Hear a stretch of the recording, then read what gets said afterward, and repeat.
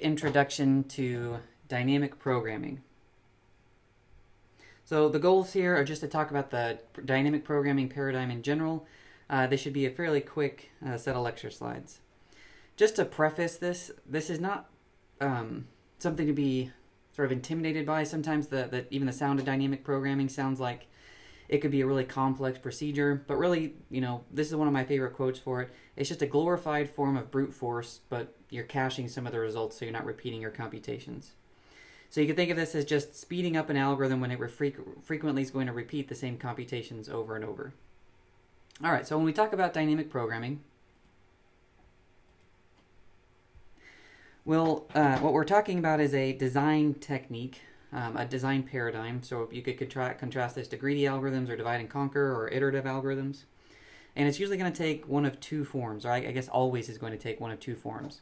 You could think of this as having either a top-down approach or a bottom-up approach. The top-down is when we consider something like memoization, and the bottom-up approach is when we talk about something like tabulation. If those are two terms that you've not heard before, that's really not a problem. I've got a couple of simple examples just to show you what I mean by memoization and tabulation. And we can use this design approach on any problems with the following properties. First, they have to have overlapping subproblems, and second, they have to have optimal substructure. So this set of slides is really just talking about what are these two things, and what does it mean to implement an algorithm using memoization or tabulation. All right, well, what is overlapping subproblems? Basically, it just means that solving the original problem, whatever the original problem might be, it means you're repeatedly solving similar versions of it that are called subproblems. So like breaking it down into similar versions of itself. You could think of this like divide and conquer. When we are sorting an array, we've got the entire array. So the problem would be sorting the entire array. We break that down into subproblems that are sorting the smaller pieces. We're not going to do sorting for dynamic programming, just using that as an example. So we're going to repeatedly have to solve these subproblems. And specifically, we're going to have to repeatedly solve the same problem multiple times. So that's the second point here. And that's really the more relevant of the two. You're going to repeat solving the exact same problem repeatedly.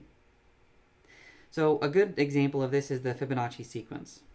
So just to remind you, the Fibonacci sequence is defined as, the first Fibonacci number is defined as 1, the second Fibonacci number is defined as 2, and then the nth Fibonacci number is just defined as the addition of the two preceding Fibonacci numbers. So in a sequence, the first number is 1, the second number is 1, the third number is not 3. The third number is 1 plus 1, which is 2. The fourth number is 2 plus 1, which is 3. The next number is 2 plus 3, which is 5. 5 plus 3, which is 8. 8 plus 5, which is 13. And you can continue, and that's how you get the Fibonacci sequence. All right, well, what would be one way we could implement this? We can have our Fibonacci function that takes in any number.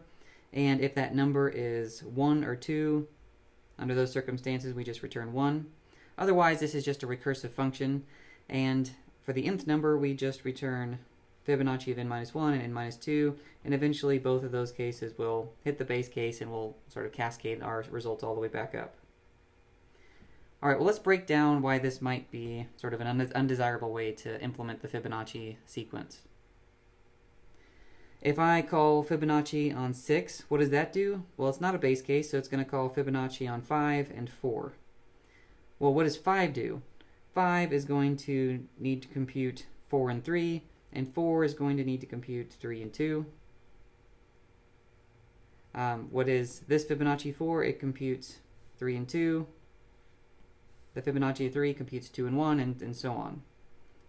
So in the next level of the recursion tree, you're going to end up with this. So this Fibonacci 3, you've got to hit the two base cases, Fibonacci 2 and 1. This Fibonacci of 2 is already a base case, so it didn't add any additional calls. Same with this one, base case, and base case. But if you notice, we've had to compute Fibonacci 4 in both of these two places. Once for the original call of Fibonacci 6, and once when we were computing Fibonacci of 5. Likewise, we have to compute Fibonacci of 3 in multiple places. We have to compute Fibonacci of 2 in all these places, and then Fibonacci 1 everywhere else. So you could think of this as having this sort of recursive call stack. When you call it on, recursion tree. When you call it on 6, it calls it on 5 and 4. When you call it on 5, it calls it on 4 and 3. And if you notice, this entire subtree under here of 5 is underneath 5 to call Fibonacci of 4 right here, is the same as this entire subtree over here. So we're repeating a lot of work. So what would be a recurrence equation for this function?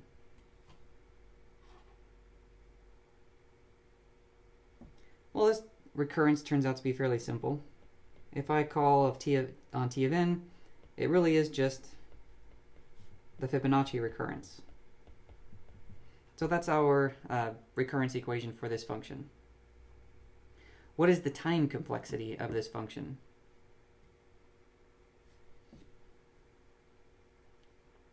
Well, you might be surprised, but the time complexity of this Fibonacci sequence is exponential. So n is in the exponent here, which means it's a very takes a very long time to compute for large values of n, even intermediate values of n. You could implement this very simple function in Python, type in Fibonacci of 50, and then watch your computer just sit there and not give you an output for a while. All right, well, why is it exponential? It seems like we have just sort of a binary tree here, but let's just, for example, go from having Fibonacci of 6 to Fibonacci of 7. What do we actually do when we add that 7th node up here?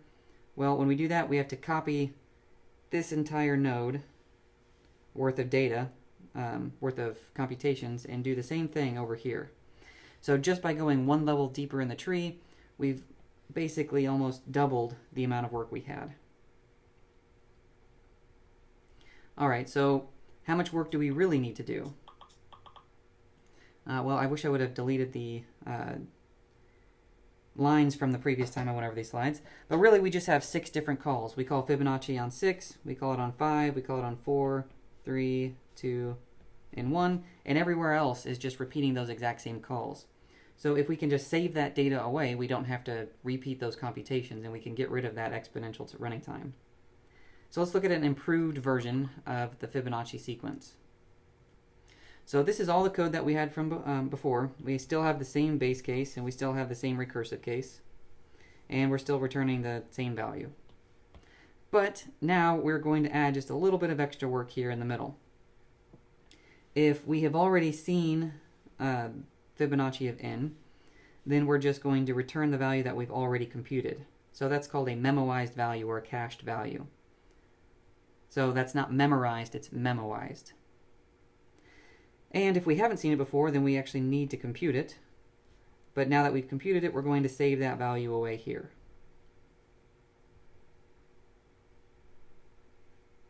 So if we're going to have our same Fibonacci of 6 example, that's going to run through our code. It's not the base case. It's not in the cache. Nothing's in the cache yet. So now we're going to have to call Fibonacci. Let's just do that the way I did before. We're going to have to call that on 5. So that's this call here. And then what does that call do? Well, we haven't seen 5 before. So it's going to have to call it on 4. And we'll also have second recursive calls for those. But we'll compute the left-hand tree here first. Left-hand side of the tree first. 4 is going to call it on 3. 3 is going to call 2, Fibonacci on 2. We're going to hit a base case there, so we return up to 3. And now we get the second call on Fibonacci of 3. And that's going to be a 1. That's another base case, so we return to 3. And now we're going to cache our first result here. So, we computed 3, and now it's cached. We return from that up here to 4. And 4 now has to call it on 2. That's another base case. So we return up to 4. And now we're going to cache that result as well. We return from 4 up to 5. And from 5 we have to compute Fibonacci of 3. Well, 3 is already a cached result right here, so we don't have to redo that computation. So we can just say, we're going to return that cached result back up to 5. And now we're going to cache the result we have here for 5. Return to 6. 6 is going to compute its second recursive call, which is 4. 4 is in the cache, so we don't have to repeat the computation, and we're done. So that turns the exponential running time into a linear running time. If you notice, this is essentially just a constant amount of work for every level in the tree, and the height of the tree is going to be big O of n. All right, so that's the the top-down memoized approach. We can also do this in a tabular manner. So instead of starting at Fibonacci of 6 and having to compute 5 and 4 from that, if we know we have to compute Fibonacci of 6, we might as well just sort of compute the first value, the second value, the third, the fourth, the fifth, and then the sixth. So we're just going to compute them in that order. So that's the bottom-up approach. We're going from left to right, and we're sort of building up the answer as we go. So how do we do that? Well, we're going to have to save all n values. Well, you don't have to save all n values. You could just save 2 values at a time. So you know the current 2, but I'll just save all n values here. I'm going to use base 1 indexing here just for convenience sake. We'll set Fibonacci at 1 to 1, Fibonacci at 2 to 1, and then we just have a single for loop here. That's a pretty intuitive way to do this. To compute the next value, we just have to use the previous 2 values. And since we're starting out at 3, the previous 2 values the first time around are 2 and 1, and those are our base case that we've already computed.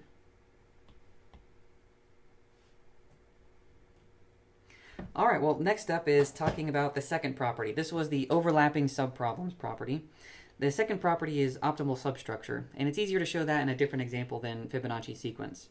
So optimal substructure purely means that the solution to the original problem includes optimal solutions to the subproblems. So, for example, we've seen the shortest path problem several times in class before. So the shortest path problem says that if I have a vertex u and a vertex v, I can have a path from u to v. In fact, I can have multiple paths from u to v, but one of those such paths is going to be the optimal path, so the one that has the smallest cost. Well, one way to think about this problem is that not only is u to v the optimal cost, but for any vertex that appears along that path, let's say there's some vertex in the middle here, a, so we have a path from u to a and from a to v. If a is along the optimal path, that means that these intermediate paths, so the one from u to a and the one from a to v, they also have to be optimal. Well, what would it mean if they weren't? Let's say that we have some path from u to a that's better than the path that was taken on the way from u all the way to v. Well, if we had a better way to get to a, then we would have used that on our path to get from u all the way to v. So there's no way we would take an alternative path. This one has to be the optimal path. So again, just to state that again, if the entire path is optimal, then these subpaths also have to be optimal. Otherwise, we could shorten the original path by replacing parts of it with optimal subpaths. All right, well, that's all there is to dynamic programming. Just a couple approaches. We have a top-down approach, a bottom-up approach, and we have these 2 properties, overlapping subproblems and optimal substructure. So your goal when you're creating a dynamic programming, when you're identifying a dynamic programming problem, is you want to identify a small number of subproblems that are fairly easy to compute. And you want to quickly and correctly solve those subproblems when provided, quickly and correctly solve larger subproblems when provided solutions to smaller subproblems. So you want to do that in the reverse recursive call. So again, if I call Fibonacci on 6, an easy way to do that is to call it on Fibonacci of 5 and Fibonacci of 4. And I want to solve those subproblems to get the answer to Fibonacci of 6. Or if I want a path from u to v, maybe it's easier to figure out a path from u to a. So I do that first, and then I figure out a path from a to v. And if both of those paths are optimal, and the optimal path from u to v goes through a, that's a hint for when we talk about a few dynamic programming problem approaches to the shortest path problem, then I know I now have an optimal shortest path from u to v. And then finally, we're going to quickly compute the final complete problem just by combining parts to these optimal subproblems.